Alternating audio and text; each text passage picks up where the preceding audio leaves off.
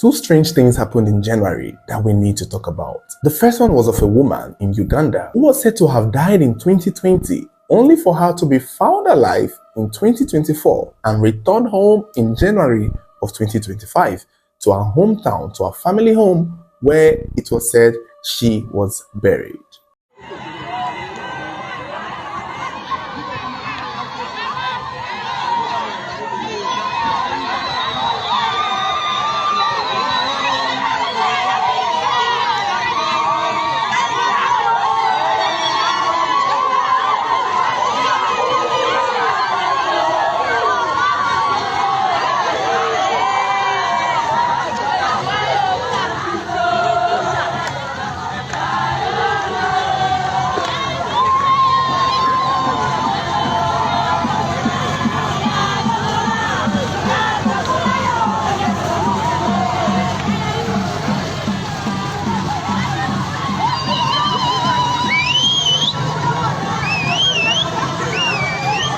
In 2020, a young lady named Esther Awekonimungu was said to have died tragically and was buried in Paseru sub-county, Nebi district in Uganda. Everyone had moved on after Esther's death. It is not stated what killed her. It is not stated how she died.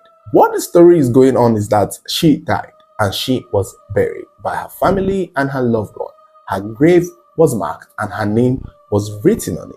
4 years would pass and everyone seemed to have moved on until sometime in 2024 when somebody spotted a ghost near the River Nile in another city that seemed to look like Esther.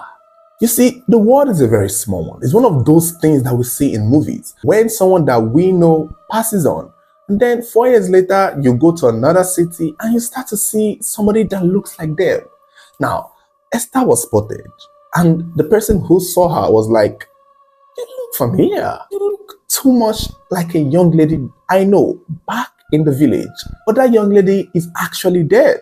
And this said person began spreading words. In fact, words started going back to Esther's hometown that they may have seen Esther, they may have seen her. And the family were not very convinced because they were sure she is dead and she had been buried. They had moved on. Eventually, Esther was confronted by people who knew her, and they were able to confirm that indeed the ghost they were seeing was actually the Esther that had died, presumably. Eventually in 2025, January of 2025 specifically, she recognized these people, she knew them, and somehow, some way, she was brought back home. There was a whole celebration, there was a whole ritual done on her. She, in the video and picture circulating, she was holding a basin, and they did some incantation, something regarding having to appease the gods because she is now believed to have been dead and had resurrected. But the only thing is, she had been in that sub-county by the river for the whole 4 years. They say she had been living a normal life. To Esther, she wasn't dead. However, it's not clear how she got there. And as an adult that she was, she would know her way back home if she wanted to come home all this while. It's not as if she was lost. It is being said she was living a normal life. Even in the story, we got to see pictures of her grave that had her name. However, the story just ends there. It didn't move past it. There are so many questions to be asked. Was Esther really dead? Or is this just one of those fables? Is there something that we are not understanding? How can she be dead and all the while she has been in another county, living life near the river, fishing, and moving on like a normal person for 4 years? And if she did not die, who then did they bury? I don't think this story is complete. I feel like there is so many layers missing. I feel like there's just things we don't know. Everywhere that I read on this story is just saying the same thing. She died and resurrected, and everyone was excited to see her. But wasn't anyone asking who was buried there? It could have been one of those things that she went missing. In my opinion, I think Esther was probably somebody who went missing and somehow, some way, they saw her decomposing body that they could not physically identify, but sort of fit the description of who Esther would have been. And then they buried it to be Esther because they did not think, she was alive. Something like that. Only it turned out that the Esther that they were looking for had already gone and ran away. Because this Esther is an adult. So I wouldn't say she was kidnapped. I wouldn't say she was missing, because where she was found was still in Zambia. So she would have probably found her way back home if she wanted to come back home. It didn't look like Esther wanted to come back home. Maybe after 4 years, she decided to. We need an interview. Unless she's a twin and they did not know. Because these things could happen, honestly. These things are not far-fetched from happening. But I just don't think it's the way that we think it is. I know there are some people who are spiritualists. In learning of ghosts that we know of, when they live in another town and then they are discovered by someone who knows them from their previous life, they tend to disappear. But this one came home. So she wasn't a ghost. She never died, but someone was buried. Or could it be that something happened, they just did not see her body, and so they buried a cloth and a wrapper and something to signify it?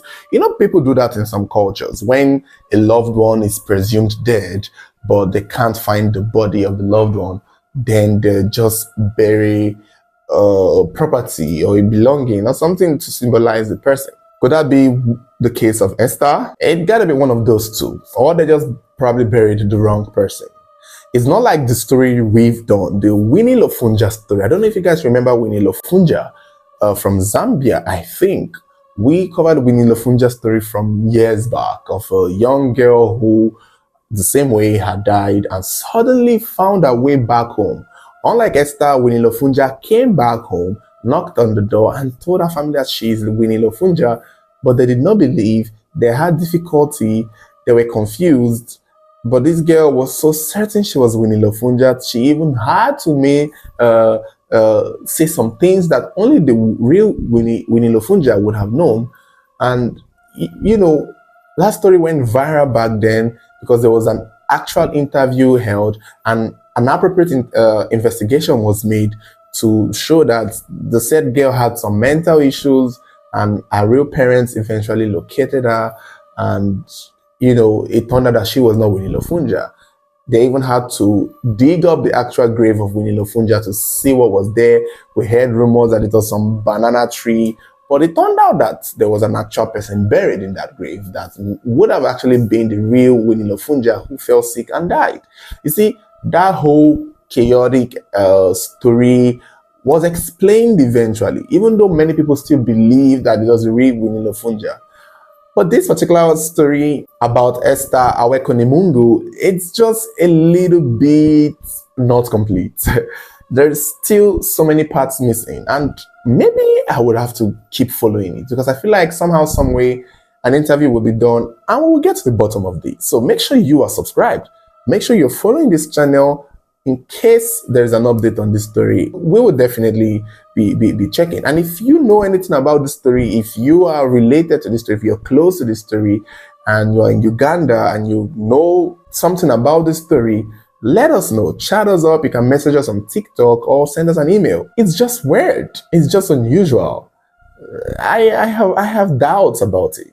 But you guys let me know what you feel about this story. Now, let's talk about the second mysterious thing that happened in January. And this incident happened in Liberia around the 28th of January 2025, where an unnamed pregnant woman gave an interview revealing her pregnancy with a slap mark on it.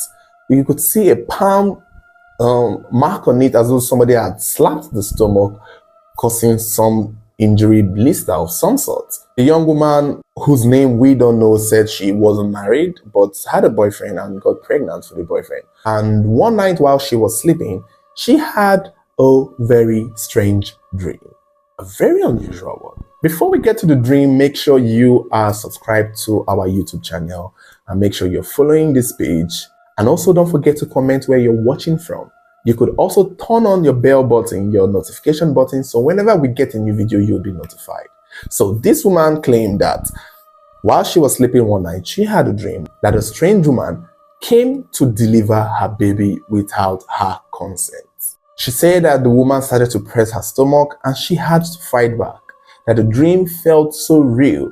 And by the time she woke up, she had a weird burning feeling in her stomach and was bleeding from it, and she had to be rushed to the hospital. She had to be rushed to the hospital by people around her because she started feeling sick, she started feeling weak, started feeling uneasy. The dream was so weird and so real. By the time she went to the hospital, she didn't have enough money to stay, but she came back and maybe was attended to briefly and had to come back home. And that was when she noticed the fingerprint mark on her stomach. And she was confused, surprised, and shocked.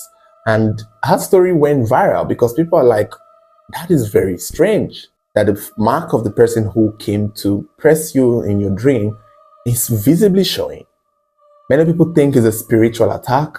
Some people think her baby is going to be great, and people in the forces, in the evil forces, are trying to kill it. That she should be prayerful, she should be watchful, and she should take care of the child because that child is going to be a great man or woman. Some people even suggested that she goes to a prophet, a pastor, a man of God. However, there are people who doubt the authenticity of her story, and I might be one of them because I have questions. Although I'm not doubting completely, because I know dreams sometimes can be really interesting. I've had my own fair share of dreaming of something that felt so real to the point it manifested in real life. So I'm not going to sit here and shut this down because it's easy to dismiss it when you haven't experienced something as weird as this. And I am somebody who has, and I hardly believe this. If you had told me this many years ago, I would have been like, but right now, in as much I have my questions, which obviously I don't believe are 100%, but at the same time, it's believable. But I don't think it's that serious. For the mark in her stomach, it could be her own hand because she did mention that she slapped the woman in the dream. So could it be she slapped her stomach because she felt that the woman was there? You know how you just like palm and then you try to slap a mosquito, but then you slap your hand. That palm could have actually still been hers, and she may have done it in her sleep and didn't realize that she did it. Because I had this weird dream, not really weird dream, I had this phenomenon when I was growing up. I would wake up to scratches on my stomach and scratches on my back, and it was weird.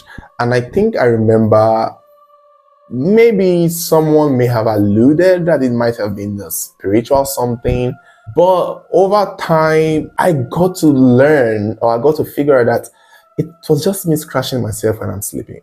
It was just me itchy, because when you look at it, sometimes we will sleep with no light, there will be heat, and we'll be sleeping on the bed, sometimes on the floor, and sometimes the bed sheet is not the straightest, and most times you itch, and when you are scratching with your fingernails, you could actually give yourself those marks. And it turned out that that may have been more likely, because in all the time I was sleeping, I didn't really necessarily have bad dreams or seeing someone scratching me. And that could be it. Somebody could have, if I assuming I came from a very superstitious family, they would have dragged it on and probably taken me to church to bind and cast. But we figured out that it was me itching myself. Even if I had a dream of somebody itching me, it was still me itching myself. That's what I feel.